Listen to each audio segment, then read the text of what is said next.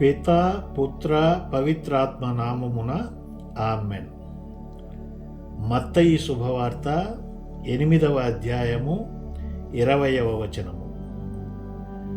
నక్కలకు బొరియలు, ఆకాశ పక్షులకు గూళ్ళు కలవు, మనుష్య కుమారునకు మాత్రము తలవాల్చుటకైనను చోటు లేదు. ప్రియ సహోదరీ సహోదరులారా, యేసు తనను తాను తగ్గించుకున్నాడు. ఏమీ లేనివానిగా చేసుకుని నీకోసం, నా కోసం, మనందరి కోసం ఈ లోకంలో జన్మించాడు. కాబట్టి ఆయన ఇలా అంటున్నాడు: నక్కలు నివసించుటకు బొరియలున్నాయి, పక్షులు నివసించుటకు గూళ్ళున్నాయి, కానీ దేవుడై ఉండి మానవుడుగా అవతరించిన తనకు మాత్రం తలదాచుకొనుటకు కూడా చోటు లేదు అంటున్నాడు. మనలను ఎంతగానో ప్రేమించాడు. మన పాపాలు, మన బలహీనతలు, మన రోగాలు తన మీద వేసుకొని మరణించబోయే మన ప్రభువుకు తలదాచుకునేదానికి కూడా స్థలం లేదు. ఒకానొక దేశాన్ని పరిపాలించే మహారాజు, ఆ దేశం యొక్క మంత్రి ఇద్దరూ చాలా స్నేహంగా ఉండేవారట. ఒకరి మీద ఒకరు విపరీతమైన అభిమానంతో చాలా సన్నిహితంగా ఉంటున్నారట.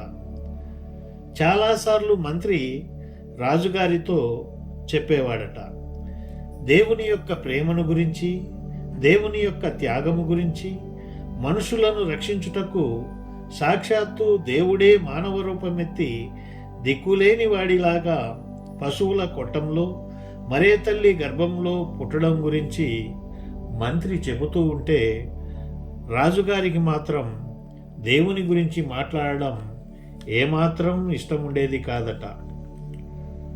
ఒకరోజు రాజుగారు మంత్రితో కోపంగా, ఏమయ్యా, మీ దేవుడు అంతగా మనుషులను రక్షించాలనుకుంటే ఆయనే ఎందుకు పరలోకం నుండి దిగి రావాలి? ఏ దేవదూతలను, ప్రవక్తలను, అవతార పురుషులను పంపవచ్చు కదా, ఏం ఆయనే వచ్చి రక్షించాలా? చాలా విచిత్రంగా ఉంది కదయ్యా నీ దేవుని వ్యవహారం అంటూ మంత్రిని చేదరించుకున్నాడట. మంత్రి గారు ఇంకేమీ మాట్లాడలేక మౌనంగా ఊరకుండిపోయాడట. అలా కొన్నాళ్ళు గడిచిన తరువాత ఒకనాటి సాయంత్రం రాజు, మంత్రి ఇద్దరు ఒక పడవనెక్కి కొలనులో సరదాగా తిరుగుతున్నారట. కొలను చుట్టూ సైన్యము రాజును వెంబడిస్తూ ఉంది. రాజుగారు మాట్లాడుతూ కొలను గట్టున ఆడుకుంటున్న తన కుమారుని చూస్తున్నాడట. రాజు అలా చూస్తుండగానే ఆ పిల్లవాడు కాలు జారి అమాంతం కొలనులో పడిపోయాడట. ఇంకేముంది, రాజుగారు మాట్లాడకుండా ఎగిరి నీళ్లలో దూకి తన కుమారుని కాపాడుకొని ఇంటికి తెచ్చుకున్నాడట.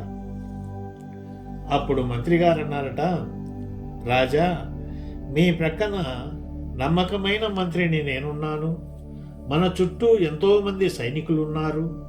మీరొక మాట చెబితే చాలు, మేము వెళ్ళి మీ కుమారుని కాపాడేవారము కదా. మీరే ఎందుకు అమాంతంగా నీళ్లలో దూకి నీ కుమారుని రక్షించుకోవలసిన అవసరం ఏముంది అని అడిగాడట. అందుకు రాజు కోపంగా, అదేంటయ్యా అలా మాట్లాడుతావు? ఎంతైనా తండ్రి ప్రేమ కదా, నా బిడ్డను నేను కాపాడుకోవలసిన పని లేదా? అందుకే ప్రాణాలకు తెగించి నా బిడ్డను నేను కాపాడుకున్నాను. నా తండ్రి ప్రేమ అనేది అలా బలవంతం చేసింది కాబట్టి అన్నాడట రాజు. వెంటనే మంత్రి, రాజా, 2000 సంవత్సరాల క్రితం ఇలాంటి తండ్రి ప్రేమ బలవంత పెట్టబడింది కాబట్టే దేవుడు కూడా తన బిడ్డలమైన మనలను రక్షించుటకు నీవు చెప్పిన దూతలనో, ప్రవక్తలనో, అవతార పురుషులనో పంపకుండా తానే మనిషి రూపమెత్తి ఈ లోకానికి వచ్చి శిలువలో తన ప్రాణం పెట్టి మనలను రక్షించుకున్నాడు అని చెప్పగానే రాజుగారు సత్యాన్ని గ్రహించాడట. ప్రియ సహోదరి సహోదరులారా, రాజులకు రాజు, ప్రభువులకు ప్రభువు, దేవాది దేవుడు మానవులను రక్షించడానికి పుట్టాలనుకున్నప్పుడు ఆయనకు కొంచెం స్థలం కూడా ఇవ్వలేదు పాడులోకం. కనీసం సత్రంలో కూడా ఆయన పుట్టడానికి చోటు దొరకలేదు. చివరకు యేసుక్రీస్తు పుట్టడానికి ఇచ్చిన స్థలం ఏమిటి? పశువుల కొట్టం. ఎంత బాధాకరమైన పుట్టుకండి మన దేవుడిది. మన మీద ఆయనకున్న ప్రేమ మనలను రక్షించాలని బలవంత పెట్టింది కాబట్టి అంత దీనమైన పుట్టుక పుట్టాల్సి వచ్చింది.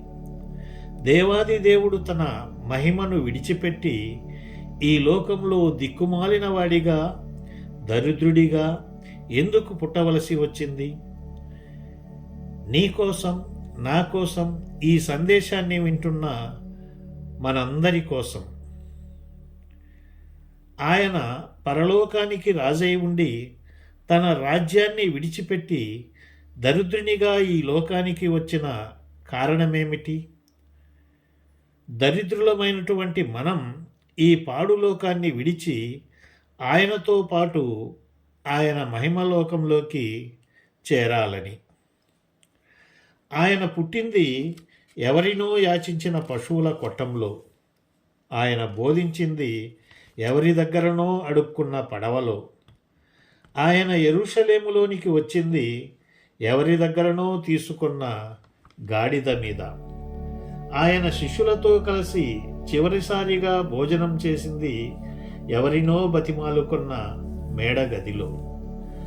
చివరిగా ఆయన సమాధి చేయబడింది కూడా అరిమత్తయి అనే గ్రామానికి చెందిన యేసేపు తన కోసం తొలిపించుకున్న రాతి సమాధిలోనే. కాబట్టి ప్రియ సహోదరి సహోదరులారా, నీ కోసం, నా కోసం, మనందరి కోసం ఇంతగా తనను తాను తగ్గించుకొని దరిద్రునిగా, దీనునిగా పుట్టిన ఆ యేసయ్యకు మన హృదయాలలో చోటుందా? లేకపోతే ఈ క్షణం నుండైనా యేసయ్యను గట్టిగా నమ్ముదాం, ఆయన మీద విశ్వాసంతో బ్రతుకుదాం. మనందరి హృదయాలలో ఆయనకు చోటిచ్చి కలకాలం ఆయనను మన హృదయాలలో జీవింపజేసుకుందాం. Thank you Jesus. Praise the lord.